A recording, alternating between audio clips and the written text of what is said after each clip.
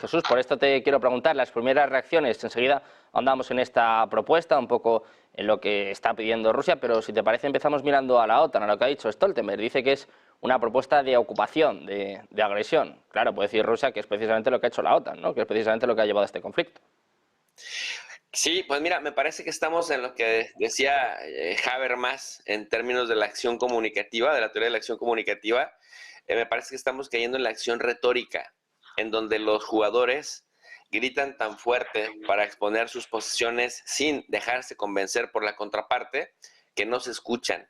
Es decir, ambas partes, y cuando digo ambas no solamente me refiero a Ucrania y a Rusia, sino me refiero al occidente colectivo, a la OTAN, a Estados Unidos, a los países europeos y luego a Ucrania, que gritan tan fuerte por un lado y que están dando pasos justamente a llegar al punto de no retorno, por ejemplo, con este congelamiento de activos rusos y su respectivo robo, su respectivo saqueo, para luego sádicamente entregárselos a Ucrania para que luego de ahí Ucrania siga atacando a Rusia. Esto por un lado. Y además Volodymyr Zelensky, en esta intentona de estos supuestos diálogos de paz que tendrán lugar en Suiza entre el 15 y el 16 de junio, es decir, ya mismo, este mismo fin de semana, pues nada más genera, nada más nos auspicia que Zelensky siga fortalecido diciendo, digo fortalecido no popularmente porque está perdiendo popularidad en Ucrania,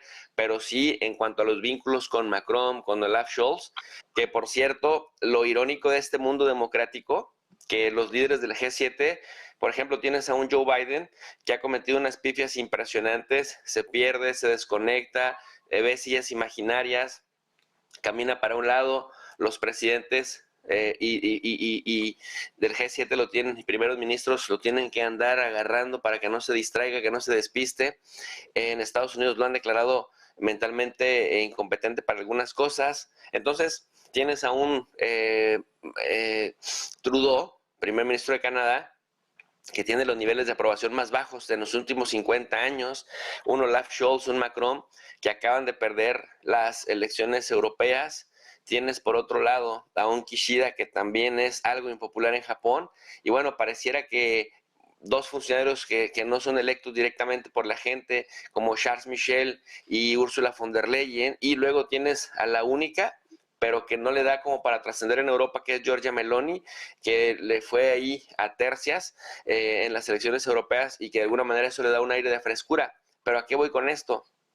Que a pesar de su impopularidad en general, están aventando prácticamente al abismo, a llegar al punto de no retorno, para que en caso de que en Estados Unidos haya un cambio en la elección de noviembre, no se pueda tan fácil zafar de esto. Ahora voy a abonar más en la segunda intervención, pero luego tienes a Rusia del otro lado, que efectivamente, si por un lado dice Zelensky, el requisito es que se vaya a Rusia, el requisito es que vamos a recuperar Crimea y las 4 provincias, y luego escuchamos a Putin decir que mañana mismo se irían, mañana mismo empezarían negociaciones para un alto el fuego total, siempre y cuando, sí, siempre y cuando Ucrania acepte la retirada completa de sus tropas en Donetsk, Lugansk, Zaporozhye, Gerson, más Crimea, es decir, para que Sebastopol quede tranquila.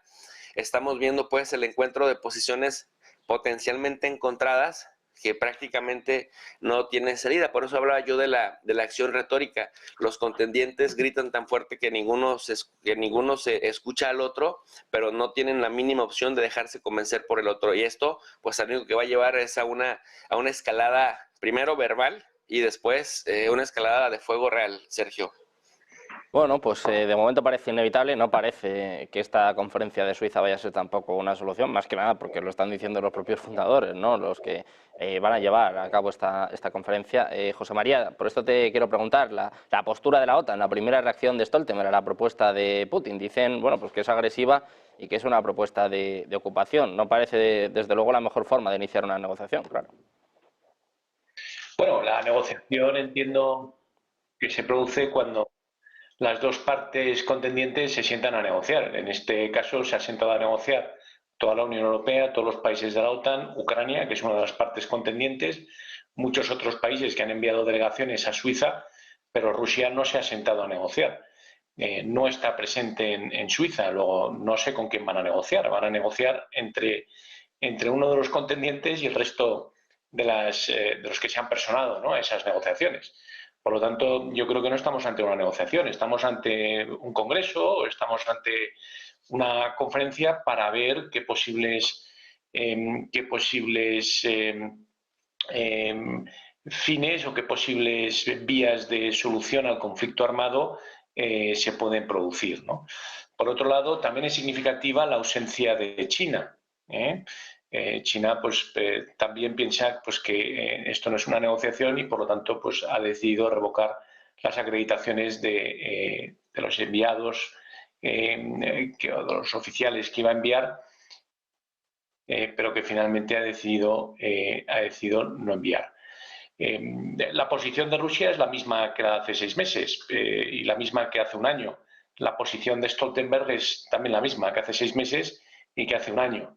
Esto quiere decir que ninguna de las partes está realmente preparada para negociar, porque ninguna de las partes quiere ceder su posición y que por lo tanto parece que queda todavía mucho camino por delante para poder llegar incluso a un principio de acuerdo. Recordemos que Rusia hizo un cambio en su constitución para incluir a las 4 regiones, Donetsk, Lugansk, Zaporilla y Gerson, como parte de la Federación Rusa, y que Crimea ya en el 2014, cuando se hizo el referéndum, también quedó integrada en la Federación Rusa. Por lo tanto, son para Putin y para el gobierno ruso territorio ruso como puede ser San Petersburgo o como puede ser Moscú.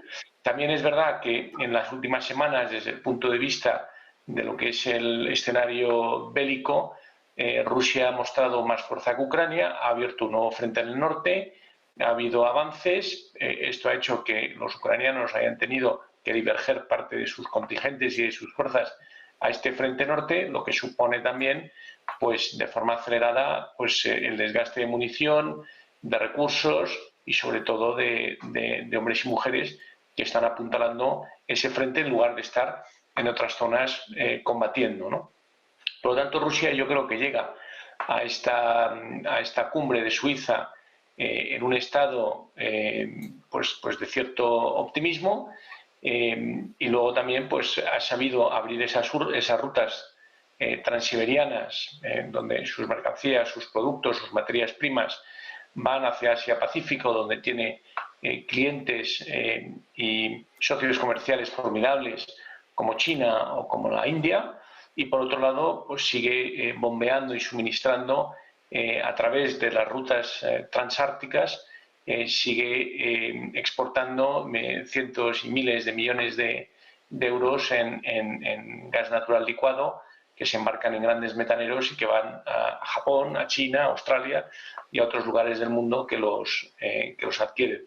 Por lo tanto, Rusia llega con cierto optimismo. Por otro lado, Zelensky llega a estas negociaciones de Suiza con un gran apoyo internacional, pero sin embargo, en lo que es el escenario bélico, ha mostrado que tiene carencias importantes, ha tenido problemas en las levas y en los reclutamientos, ha tenido problemas porque no han llegado suministros a tiempo por parones legislativos, sobre todo en Estados Unidos, y ahora en el G7 está en la siguiente ronda de financiación, que son esos 46.000 millones de dólares que le quiere dar el G7, avalados con activos rusos y de empresas rusas que han sido confiscados, bloqueados por la Unión Europea, por Estados Unidos y por Reino Unido. Por lo tanto, el panorama de Zelensky es mucho más gris. Recordemos, hubo elecciones en Rusia hace unos meses, todavía no ha habido elecciones en Ucrania, ni se espera que las vaya a haber. Por lo tanto, el liderazgo de Zelensky también cada vez más está más cuestionado. Y por otro lado, no olvidemos que el 5 de noviembre podemos tener o bien un segundo mandato de la administración Biden o un segundo mandato de la administración Trump. Y aquí podrían cambiar las cosas. Entonces ahora hay una carrera también en política interna en Estados Unidos para conseguir un consenso bipartidista lo suficientemente amplio en el Congreso y en el Senado, para que, pese a que hubiera un cambio en la administración, pudiera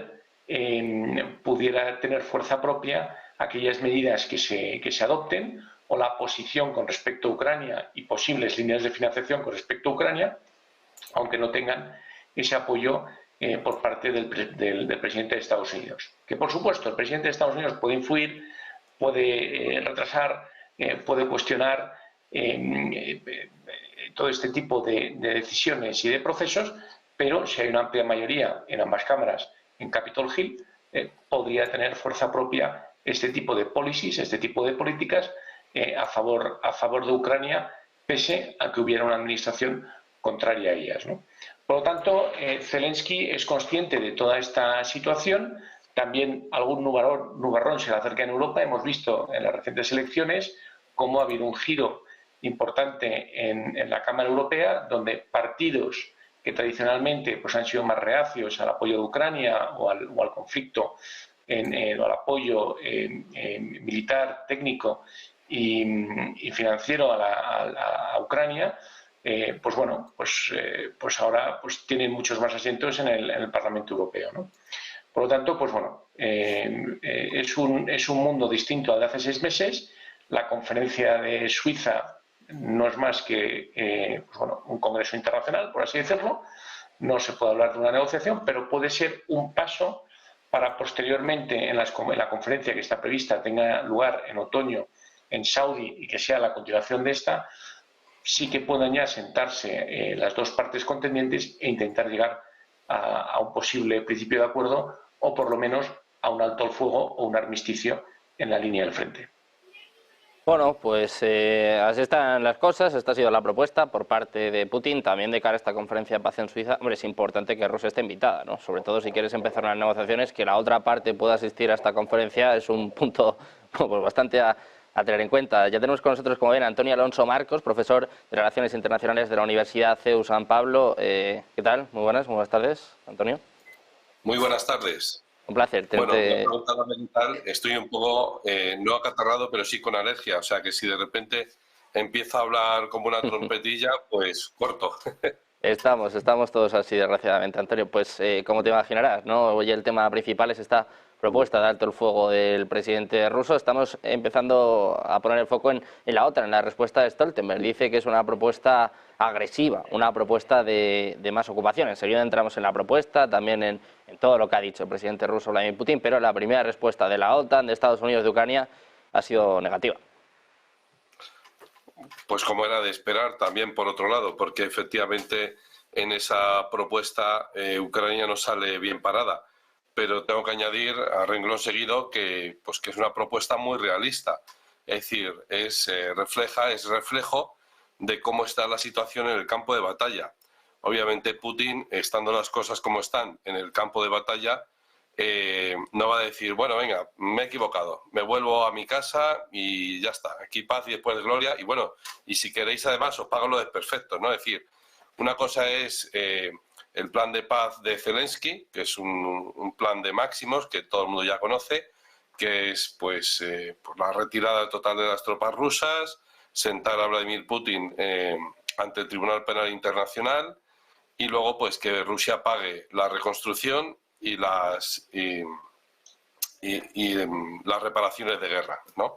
Es decir, las compensaciones a las familias, etcétera. Bueno, es que eso a día de hoy es ilusorio.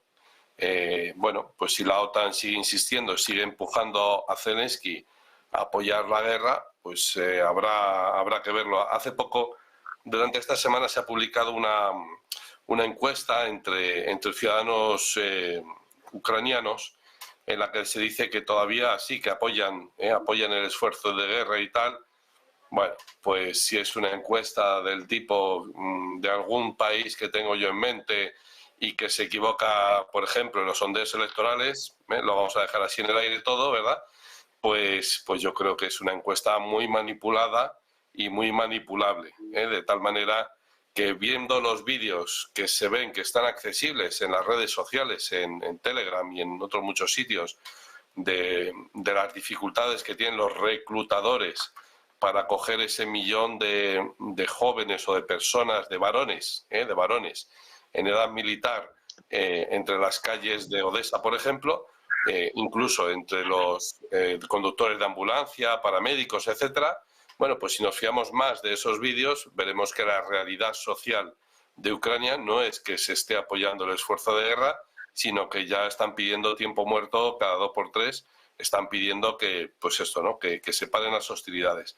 La propuesta de Vladimir Putin no es que sea nueva en sí, porque es lo que ha venido diciendo en voz alta desde prácticamente el inicio del conflicto, salvo que efectivamente después de incorporar estas regiones a la Federación de Rusia en octubre del 22, pues efectivamente a partir de ese momento ya sí que sí, ya son irrenunciables para Putin. Y ojo, porque ese es un punto de no retorno, efectivamente, es un punto en el cual él ya no se va a echar para atrás, en el cual Vladimir Putin va a decir, bueno, aparte de lo que hemos conquistado militarmente, lo que queremos es tener una cierta zona de seguridad, y entonces no solo ocupar las partes que ya hemos ocupado, sino avanzar un poquito más para garantizarnos pues cierta estabilidad, para garantizar que la vida en estas regiones pues va a ser una vida estable. Yo insisto mucho en esta idea, y Vladimir Putin también lo ha señalado, en que, bueno, esto es a día de hoy. Esta es la oferta a día de hoy. Pero esta oferta no va a estar sobre la mesa indefinidamente. Es decir, según vayamos avanzando en el terreno de batalla, pues lo siento, pero esta oferta pues pasará a la historia, ¿no? Pues como decía el ministro de Asuntos Exteriores, Sergei Lavrov, acerca de las propuestas que se hicieron en Estambul y que fueron firmadas efectivamente en abril de 2022 por la contraparte ucraniana, etcétera. Bueno, es que el mundo de mañana, y esto es la idea que yo subrayaba, digo, el mundo de mañana será muy distinto al mundo de hace 2 años, por ejemplo.